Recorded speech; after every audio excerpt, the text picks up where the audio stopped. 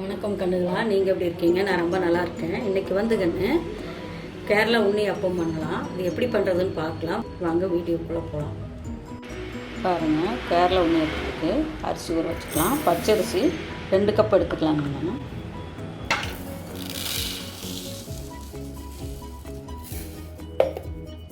2 cup பச்சரிசி எடுத்துக்கலாம். நல்லா கழுவிட்டு வந்துடலாம். நல்லா கழுவிட்டு வந்தாச்சு, ஊற வச்சிடலாம். ரேஷன் பச்சரிசி தான் ஊற வச்சுருக்கேங்கன்னு. ரேஷன் பச்சரிசி நல்லா கழுவுறதுக்கு கொஞ்சம் கல்லுப்பு போட்டு நல்லா கழுவுனிங்கன்னா அந்த வாடை வராது. நல்லா ஊறட்டும், ஒரு 5 மணி நேரம் ஊறணும். நல்லா ஊறிடுச்சு. இது அரைக்கிறதுக்கு முன்னாடி வெல்லம் ரெடி பண்ணணும். பாருங்க, ஒரு குண்டா வச்சுக்கலாம். இதில் வந்து 1.5 கப் எடுத்துக்கலாம். 2 கப்பு பச்சரிசி எடுத்துருக்கேன். இதில் வந்து 1.5 கப்பு எடுத்துக்கலாம்.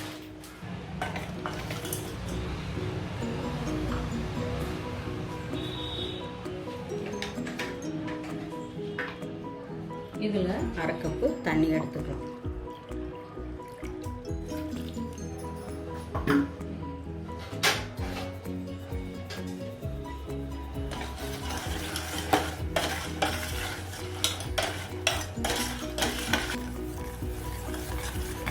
பாருங்க, நல்லா கரையுது. கொஞ்சம் கூட கரையட்டும்.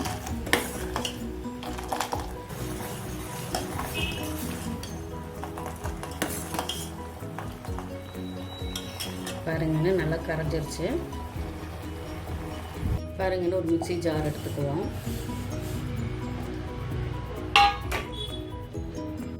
பாருங்கன்னு ஊற வச்சோம்ல அந்த அரிசியை போட்டுக்குவோம்.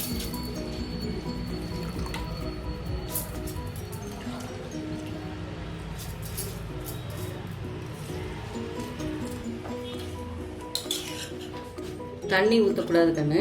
வெள்ளைப்பாகு எடுத்து வச்சோம்ல அதுதான் ஊற்றி அரைக்கணும். ஊற்றி அரைச்சிக்கலாம். ஏலக்காய் வந்து ஒரு 5 ஏலக்காய் போட்டுக்கலாம்.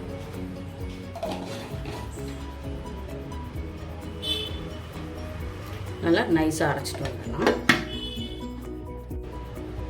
இது கூட 2 வாழைப்பழங்கன்னு உள்ள போட்டு அதையும் அரைச்சிக்கலாம்.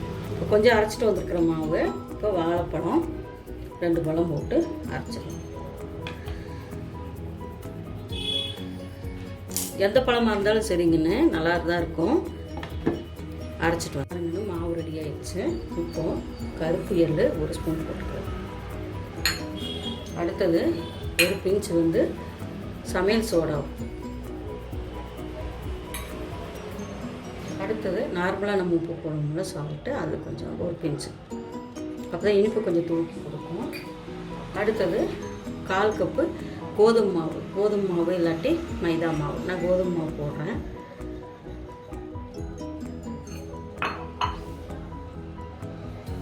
போட்டு எல்லாத்தையும் நல்லா கலக்கிக்கலாம். தேங்காய் வேணுன்னா போட்டுக்கலாங்கன்னு, ஆப்ஷன் தான். நல்லா கலக்கிக்கலாம்.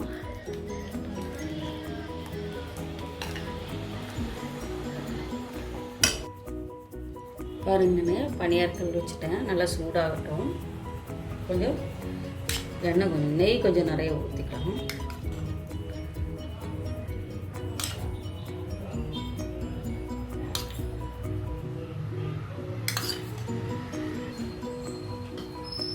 இது கூட கொஞ்சோண்டு எண்ணெய் ஊற்றிக்கலாம். கொஞ்சம் நிறைய ஊற்றிக்கலாங்க.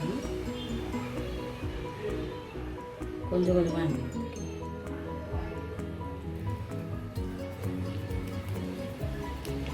நல்லா காயட்டும்.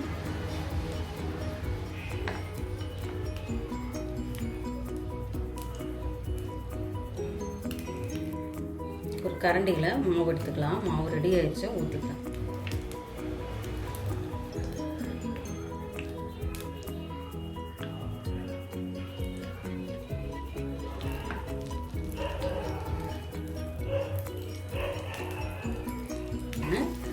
கொஞ்சம் நல்லாயிருக்கும். மூடி வைக்க வேண்டாம், அப்படியே நல்லா வேகட்டும். பாருங்கன்னா அப்படியே திருப்பி போட்டுக்கலாம். மெதுவாக திருப்பி போடுங்க.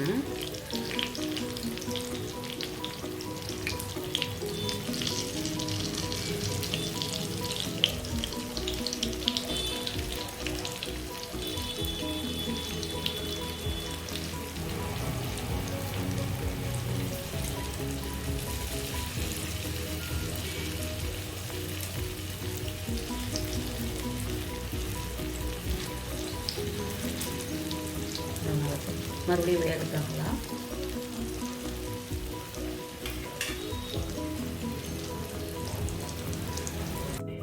பாருங்கன்னு ரெடி ஆயிடுச்சு கேரளா உண்ணியப்பம். பாருங்கள் எவ்வளோ சாஃப்டாக வந்திருக்குன்ட்டு. நீங்களும் வீட்டில் ட்ரை பண்ணி பாருங்கள். லைக் பண்ணுங்கள், ஷேர் பண்ணுங்கள், கமெண்ட் பண்ணுங்கள், சப்ஸ்கிரைப் பண்ணுங்கப்பா. பாய்.